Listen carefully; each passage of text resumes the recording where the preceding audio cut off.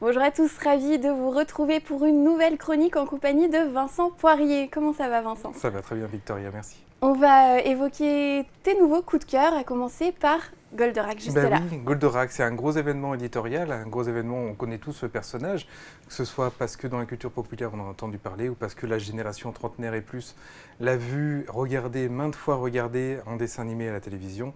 Et Goldorak revient en bande dessinée. Alors ça nous fait découvrir un peu le rayon manga au passage, parce que c'est bien effectivement d'origine japonaise, c'est Go Nagai qui a créé Goldorak, mais qui a validé le projet que des auteurs français ont proposé. Ils ont fait 140 pages extraordinaires de ce robot qu'on pensait un peu daté, un peu terminé. Et d'ailleurs, c'est justement dans la continuité directe des derniers épisodes, quelques années plus tard, on va retrouver les personnages principaux. Et écoute, c'est un travail extraordinaire qui a été fait ici. À titre personnel, j'ai aucune nostalgie de l'univers de Goldorak. Je fais partie de ceux qui, voilà, pas plus que ça. Mais j'ai tellement aimé le lire parce que le dessin est extraordinaire, le scénario est bluffant. Il y a des hommages qui sont permanents, que ce soit pour justement les Madeleines, pour ceux qui l'ont aimé, tout comme effectivement c'est totalement accessible à celui qui ne connaît pas l'univers de Goldorak. Il y a une première page qui explique, qui donne les codes. Et puis à la fin, il y a aussi le making-of. À la fin de l'album, on découvre comment les auteurs ont travaillé. Et là, on voit vraiment que c'est un projet titanesque au sens exact du terme, mais qui a été, enfin c'est un prodige pour moi de la bande dessinée qui a été accomplie ici par 5 auteurs français qui ont fait vraiment une œuvre extraordinaire. On a hâte de lire ça et on va se diriger vers un tout autre univers, un petit peu plus loin. Bah oui, parce que la bande dessinée, elle permet de raconter beaucoup de choses très différentes. Et il y a un auteur que j'aime beaucoup qui s'appelle Étienne Davodo, qui est célèbre pour des titres comme Les Ignorants, comme Lulu Family aussi, qui a été adapté au cinéma, entre autres titres. Et il vient de sortir un ouvrage qui s'appelle Le droit du sol, qui est juste là. Le droit du sol, en fait, c'est un ouvrage assez étonnant parce qu'il nous raconte l'histoire de Pêche-Merle, où il y a une caverne, c'est dans le Lot, où une caverne préhistorique, une grotte, dans laquelle il y a des peintures, et lui il est fasciné par une peinture de mammouth notamment. Donc il va nous en parler, mais il va aussi décider de faire un pèlerinage de 800 km pour remonter à Bure, c'est dans la Meuse, puisque c'est là-bas qu'est prévu d'enterrer des produits chimiques toxiques qui pourront mettre quelques milliers d'années, eux, à disparaître. Et lui, il va relier ces deux points de l'histoire de l'homme pour essayer de comprendre. Et au passage, de manière assez introspective, il va nous faire rencontrer bon nombre de scientifiques, de journalistes,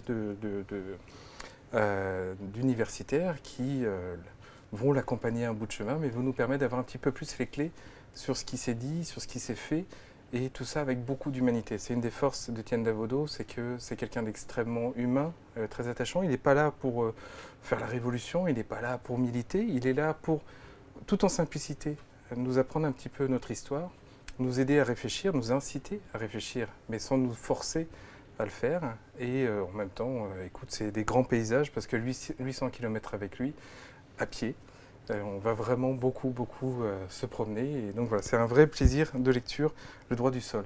Oui. On voyage avec Étienne Davodo. Oui. On passe à nouveau dans un autre univers, une BD d'aventure, on peut le dire une sorte de polar un petit peu du quotidien. On va retrouver deux auteurs qui ont tous les deux été primés à Angoulême pour des raisons différentes. Sylvain Vallée, c'est le dessinateur. Il avait fait la série Il était une fois en France, prix de la meilleure série à Angoulême. Le scénariste Marc Eckersel, on le connaît pour le cinéma. On le connaît aussi pour Ghost 911, qui avait eu le prix du meilleur polar à Angoulême. Et ici, c'est à nouveau un polar, mais je te dis un petit peu du quotidien. Tananarive, il est question de Madagascar, on croit qu'on va beaucoup voyager. En fait, pas tant que ça. Ça se passe dans le nord de la France. C'est l'histoire d'Amédée. Amédée, ex-notaire, à la retraite. Il n'a pas vécu des aventures extraordinaires dans sa vie, beaucoup à faire de la paperasse, du bureau, mais il a son ami, Joe, qui lui a vécu des choses extraordinaires. Lui, vraiment, un grand aventurier. Raconte-moi encore, il adore le soir. Avec le petit verre, raconte-moi encore quand tu as fait ça. Ah oui, c'était formidable. Bon, il faut bien qu'il rentre chez lui un moment, mais vraiment, toutes ces histoires sont remarquables. Et puis un jour, son ami casse sa pipe. Les histoires s'arrêtent. Mais lui, l'amitié l'amène à accompagner tout ça, même s'il est désormais retraité. Il va s'assurer que cet enfant dont il a entendu parler, il va pouvoir avoir effectivement sa transmission, parce qu'il a écouté toutes ces histoires, qui sont peut-être pas des vraies histoires finalement. Il va se rendre compte que son ami était peut-être une sorte de baron de Munchausen des temps modernes, et que toute cette vie qu'il lui a racontée était peut-être plutôt sortie de son imagination qu'une réalité. Et donc il va enquêter, il va avancer pour comprendre un petit peu les tenants et les aboutissants.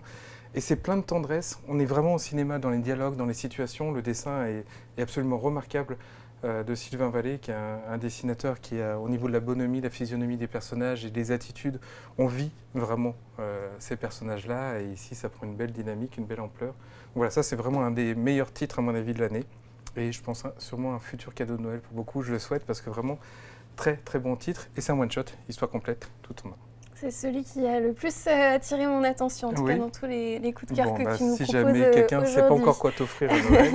Et puis, on a une petite info aussi à partager. Je pense que oui, je pense qu'il y a un petit événement qui se passe demain. Je suis très content de parler parce qu'il y a Miss Prickly. Miss Prickly, elle s'est fait connaître en faisant la série Mortel Adèle qu'elle a créée au début. Maintenant, par contre, elle a complètement changé de série. Elle fait Animal Jack. Désormais, 5 tomes de paru. Animal Jack, c'est un petit garçon qui peut se transformer en animaux. Et sur 5 volumes, c'est des grandes aventures pour les jeunes lecteurs. Ça fonctionne extrêmement bien. Elle a sorti mercredi le tome 8 d'Acheval. Elle est très prolifique. Elle aime beaucoup les animaux aussi. Ça se voit. Et elle viendra donc dédicacer demain à la librairie à partir de 15h. Et au passage, elle signera l'affiche qu'on a éditée avec elle dans la collection des affiches d'Annecy faites par des auteurs de bande dessinée.